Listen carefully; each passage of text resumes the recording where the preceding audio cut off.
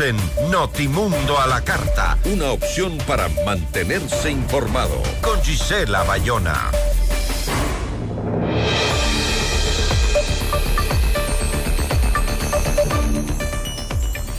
En medio de una creciente lucha contra el crimen organizado, Ecuador busca actualizar su normativa para extraditar a personas requeridas por la justicia de otros países.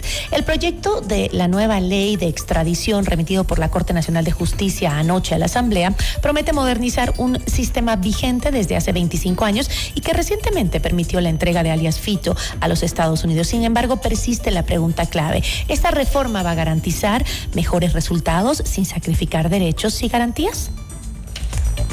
La entrevista a la carta.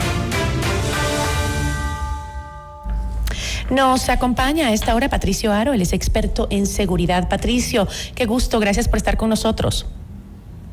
Buenas tardes, Gisela, un saludo a su audiencia, muchas gracias por la invitación. Patricio, ¿considera usted que la actual ley de extradición, me refiero a la ley del 2000, entiendo, estaba obsoleta frente a los desafíos actuales del crimen organizado transnacional? Desde luego, la ley vigente desde el inicio del siglo estaba obsoleta por cuanto la consulta popular del 21 de abril del año pasado, el pueblo ecuatoriano aprobó la extradición para los delincuentes relacionados especialmente con tráfico de drogas, y desde luego el tráfico de drogas es uno de los indicios más firmes de que estamos combatiendo una guerra contra el crimen internacional organizado. Entonces hoy ese proyecto de ley enviado por la Corte Nacional de Justicia a la Asamblea implica la extradición pasiva y la extradición activa, lo que quiere decir que es una medida que está tomando el Estado. Es decir, el Estado se está dando cuenta que esta guerra no es del gobierno, que esta guerra no es de las Fuerzas Armadas o la Policía Nacional, esta guerra es del Estado en su conjunto y que todos debemos hacer un esfuerzo para combatirla de diferentes ángulos y de diferentes capacidades. Ahora, la Corte Nacional de Justicia ha mencionado que el proyecto busca hacer el proceso más moderno y más eficiente. ¿Qué elementos concretos debería existir para cumplir con ese justo objetivo? Sí, debe ser absolutamente moderno, es decir, estar adaptado y ajustado a todas las condiciones y las normas jurídicas de los otros países, porque simplemente si nosotros tenemos una norma y esa norma no está ajustada con la de otros países, especialmente, y debemos ser absolutamente claros, con la de los Estados Unidos, porque la extradición activa, es decir, la que va del Ecuador hacia otros países, va hacia allá, es decir, quiénes son los afectados y dónde se cometen los delitos y los crímenes, especialmente en el tráfico de drogas, pues es en los Estados Unidos y en la Unión Europea, que son los grandes mercados de el problema que se está llevando a cabo en el Ecuador. Entonces, sí, la presencia hay ciertos indicios como la presencia de la secretaria de Seguridad en el país que están preocupados. Es decir, sí, no es una cooperación con el Ecuador, es realmente que la guerra que Ecuador está librando no es solamente de ellos, sino también implica a todos los países, como ya lo hemos venido diciendo desde hace algún tiempo. Pero ¿considera usted que podrían tal vez existir riesgos o algún tipo de inconvenientes que en esta ley, si se prioriza, por ejemplo, la rapidez sobre las garantías y la transparencia? Desde luego van a haber riesgos y uno de los principales riesgos van a ser las demandas de inconstitucionalidad. Es decir, sí, hay intereses que demandan inconstitucionalidad y ese camino se allana hacia la Corte Constitucional, como ya ha pasado. Entonces se busca también un enfrentamiento entre los poderes del Estado para favorecer a quienes tienen interés de que esas leyes no se aprueben. Entonces, ese podría ser uno de los inconvenientes, la presentación de demandas de inconstitucionalidad al proyecto de ley o a la ley si se llegase a aprobar. Al basarse en la reforma constitucional de abril de 2024 para permitir justamente la extradición de ciudadanos, ¿qué importancia le atribuye al respaldo popular en este tipo de mecanismos legales? O sea, ¿qué peso tiene el respaldo que le dio los ecuatorianos en la consulta? Bueno, no solamente el respaldo, sino que también es una ratificación de que la primera preocupación de los ecuatorianos es la inseguridad en la que vivimos. La inseguridad se está incrementando permanentemente por más acciones que se tomen, por más decisiones que se tomen, por más acciones estratégicas que el bloque de seguridad adopte frente a diferentes situaciones. Hoy vemos, por ejemplo, que en Esmeraldas nuevamente se presentan actos de violencia, pesar y en momentos en que Esmeraldas supuestamente estaba pacificada en la medida que no fue tomada para ratificar el estado de excepción en esa provincia. Esmeraldas no fue considerada en el último estado de excepción por parte del presidente de la República porque supuestamente estaba pacificada. 5 crímenes violentos. La presencia de fuerzas que a través de embarcaciones ingresan por mar, 60 personas armadas atacando a diferentes bases en tierra, simplemente implica que la guerra que se está conduciendo es sumamente grave. Entonces eso implica también la necesidad de que ese apoyo popular dado en la consulta y esa preocupación de los ecuatorianos, la primera preocupación de los ecuatorianos, insisto, es la inseguridad en la que vivimos, debe ser atendida. Si no se toman medidas y las acciones necesarias por todo el Estado, vamos a perder esta guerra. Ahora, la extradición de alias Fito fue como el caso piloto de la aplicación de este respaldo popular y también ahí pues se dio una coordinación entre poderes del Estado. ¿Considera que fue un buen piloto, digamos? ¿Se inició bien con ese caso? ¿Evalúa que lo ocurrido con Fito fue adecuado?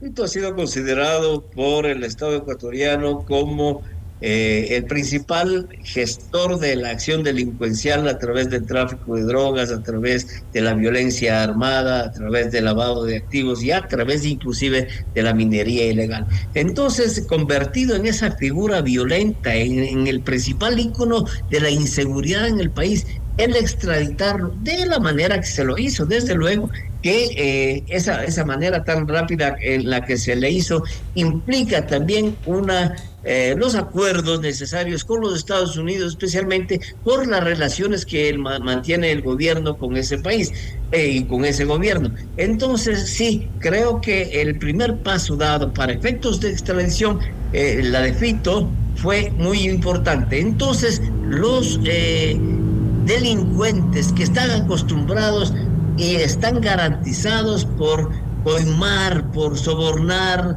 a los actores y a los elementos jurídicos especialmente, desde luego. Pero yo me refería más a la extradición constituye un momento muy importante. Sí, pero yo me refería más, Patricio, justamente a cuál sería ese aprendizaje que se deriva de este caso de Fito, justamente para futuras extradiciones, dado que la de Fito, se realizó en el marco del tratado con Estados Unidos de 1872 y la reforma constitucional.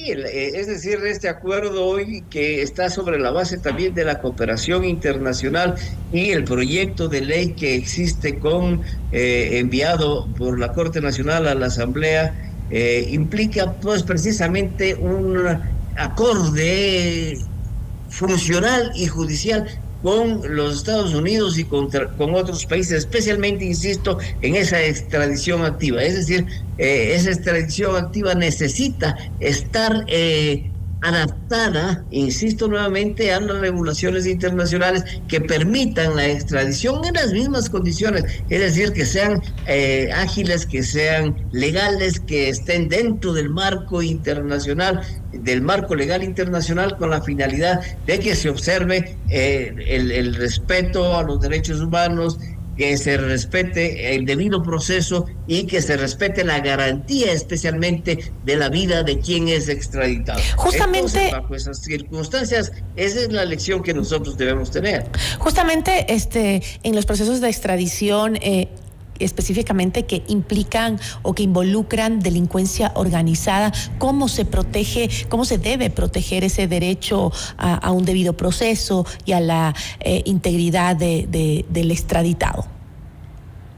Se debe proteger bajo los acuerdos que se tomen con el país que va a ser el receptor del extraditado. Cualquiera que sea, debe estar claramente especificadas las condiciones que se dan esa extradición. Es decir, no puede desaparecer una persona que sale del Ecuador y va a un país determinado extraditado y no puede desaparecer o no puede ser refundido en condiciones infrahumanas, en presidios como los que ya conocemos existen en los Estados Unidos, el de la Florida, por ejemplo, que todo el mundo está reclamando que allí se están violentando los derechos humanos, que allí las condiciones de vida de los detenidos son infrahumanas. Entonces, en el acuerdo establecido, porque hay un acuerdo de extradición, una vez que van a extraditarle a una persona determinada, se firma un acuerdo entre el país receptor y el país que está enviando a un determinado individuo para que sea juzgado bajo las condiciones y las normas del país receptor del extraditado. Entonces, sí, nosotros deberíamos exigir en ese acuerdo el respeto fundamental, insisto, al debido proceso, a las normas y a los derechos humanos. Lo primero que debemos pedir los ecuatorianos es que no sean condenados o sean extraditados a las cárceles de la Florida especialmente. Ahora, justamente en ese mismo tema, ¿qué capacidades debe tener el Estado ecuatoriano? Me refiero a policía, judicatura o incluso las relaciones de cooperación internacional para justamente asegurar lo que usted mencionaba, que sean extradiciones que se realicen de manera eficaz pero también segura.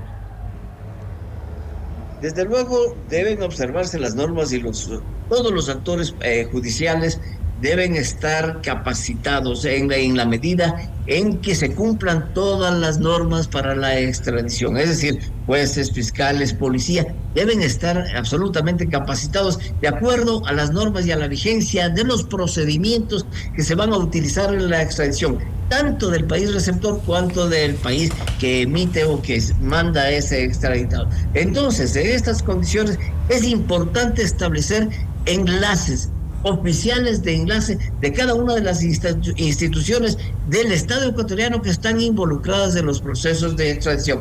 Es decir, desde la Policía Nacional, los jueces, los fiscales y los receptores. Entonces, este acuerdo, estas coordinaciones, estos enlaces van a ser importantes que se adopten y se tomen. Me imagino que la ley o el proyecto de ley establecerá también estos acuerdos.